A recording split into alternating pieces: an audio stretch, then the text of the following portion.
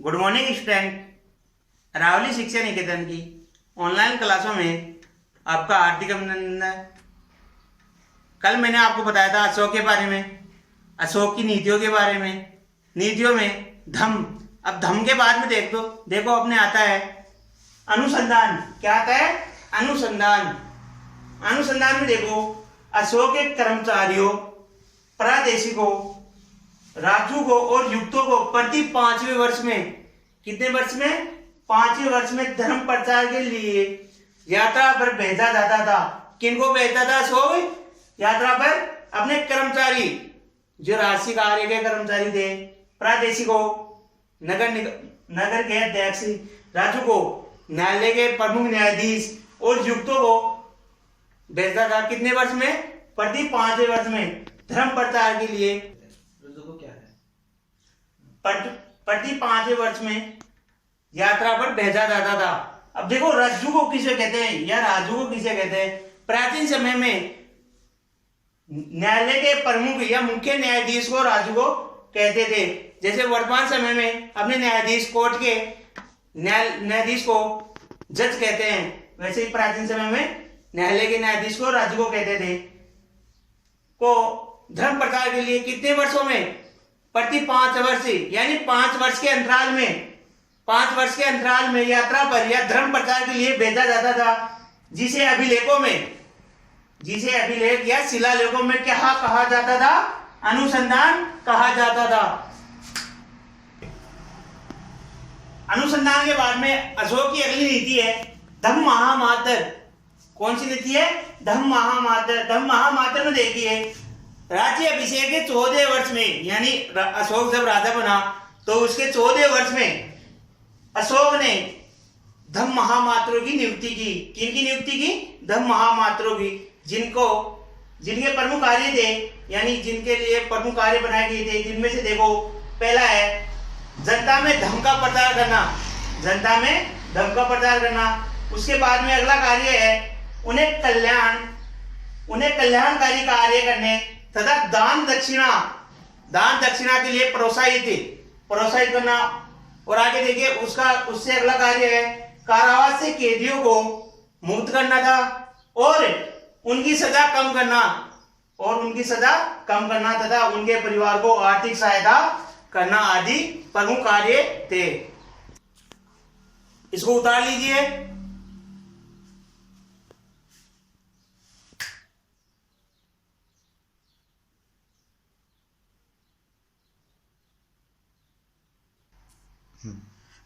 आगे देखिए अशोक के अधिकांश अभिलेख, शिलालेख, ब्रह्मलिपि, अशोक के अधिकांश अभिलेख ब्रह्मलिपि में लिखे गए हैं।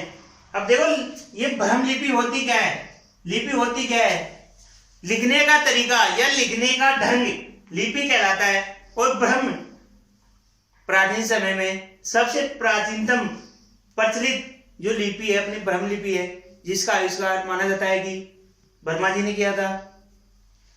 अब आगे देखो, लेकिन 2 अभिलेख, अधिकांश अभिलेख किस लिपि में लिखे गए? ब्रह्मलिपि में। लेकिन इसके विपरीत 2 अभिलेख मनेसरा और शाहबाज गढ़ी जो खरोष्ठी लिपि में लिखी गई है। जैसे कि ब्रह्मलिपि थी वैसे ही खरोष्ठी लिपि भी थी। जो ये 2 अभिलेख है वो खरोष्ठी लिपि में लिखे गए हैं। आगे देखिए अशोक के अभिलेख, जितने भी अभिलेख थे उनको सर्वप्रथम किसने पढ़ा था? जेम्स प्रिंसेप ने अशोक के अभिलेखों को सर्वप्रथम पढ़ा था। कब? सन 1827 में। सन 1827 में अशोक के अभिलेखों को पढ़ने का सौभाग्य किसे मिला? जेम्स प्रिंसेप को। आगे देखिए श्रीलंका के शासक था। कौन था? तीसरे। यो श्रीलंका का शासक तीसरे था। अशोक से प्रभावित होकर, किनसे? सम्राट अशोक से प्रभावित होकर देवनापिरिय, जो पहले अशोक ने भी उपाधि धारण की थी, वही उपाधि श्रीलंका के शासक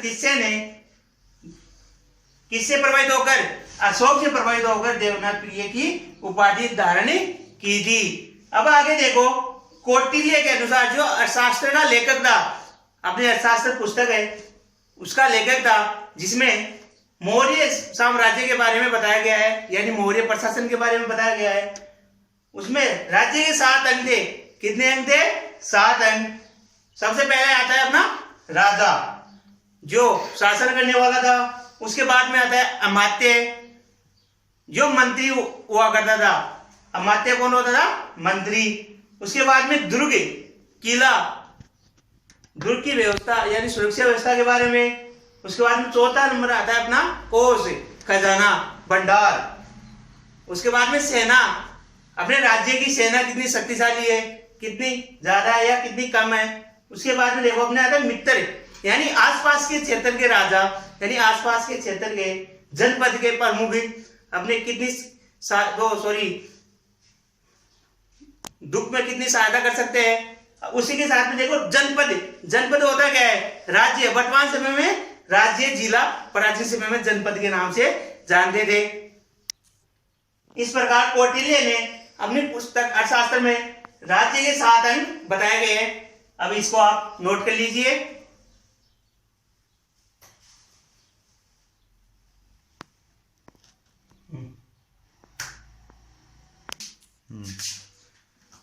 देखिए मौर्य प्रशासन, मौर्य प्रशासन जो मौर्य वंश के राजाओं के द्वारा प्रचलित प्रथा शासन कैसे किया जाता था उसके बारे में बताया गया है।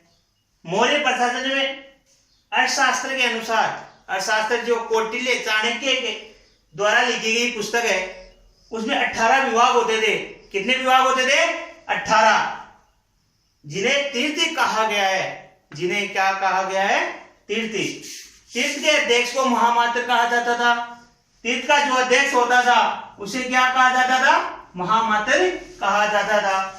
अब आगे देखो, सर्वाधिक महत्वपूर्ण, जो भी सर्वाधिक महत्वपूर्ण पद होते थे, अधिकार होते थे, तीर्थ, मंत्री, पुरोहित और युवराज।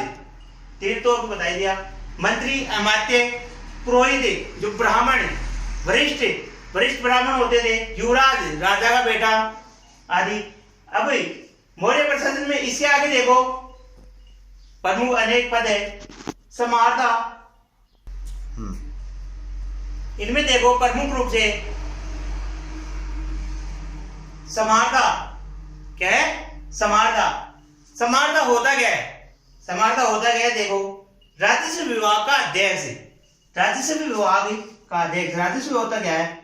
लेन देन, इनकम, मनी की लेन देन, यानी लेना और देना। किसके अंतर्गत आता है? किसके अंतर्गत आता है?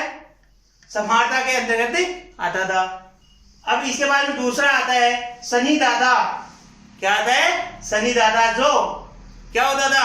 कोषाध्यक्ष, कोष, भंडार, खजाने का भंडार, इसका अध्यक्ष, इसको नियंत्रित करने वाला व्यक्ति कोषाध्यक्ष यानी सन्निदाता के अंतर्गत आता है। इसके बाद में देखिए शीताध्यक्ष, जो किससे संबंधित है? कृषि भूमि से संबंधित है। किससे संबंधित है?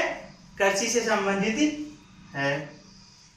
शीताध्यक्ष में देखिए कृषि भूमि पर नियंत्रण करने वाला, कृषि भूमि पर नियंत्रण करने वाला या रखने वाला। जैसे कि कृषि उपजाऊ भूमि है, कितनी फसल उपजाऊ हुई, कितनी नष्ट हुई, इसका लेखा जोखा रखना या इसके बारे में जानना किसके अंतर्गत आता है? शीताध्यक्ष के अंतर्गत आता है। इसके बाद में देखिए पण्याध्यक्ष। पण्याध्यक्ष जो क्या होता है? व्यापार, प्रमुख रूप से व्यापार के रूप में आता है। और अपना अगला आता है लक्षणाध्यक्ष। लक्षणाध्यक्ष मुद्रा कोष, लक्षणाध्यक्ष में मुद्रा कोष का अधिकारी। मुद्रा जो प्राचीन समय में, वर्तमान समय में अपने चलती है रुपया, और प्राचीन समय में सिक्का चलते थे, टका चलते थे, उनका निर्माण करना किसमें आता था? लक्षणाध्यक्ष में आता था। और आगे देखिए अंतिम अपना है 8वीं की। कौन सा है? 8वीं। 8वीं के अंतर्गत आता है वन विभाग। वन के बारे में 8वीं के अंतर्गत आता है। सही है, इसको नोट कर लीजिए।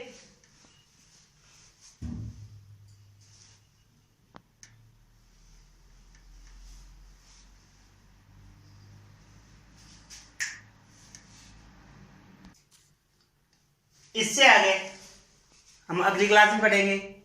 धन्यवाद।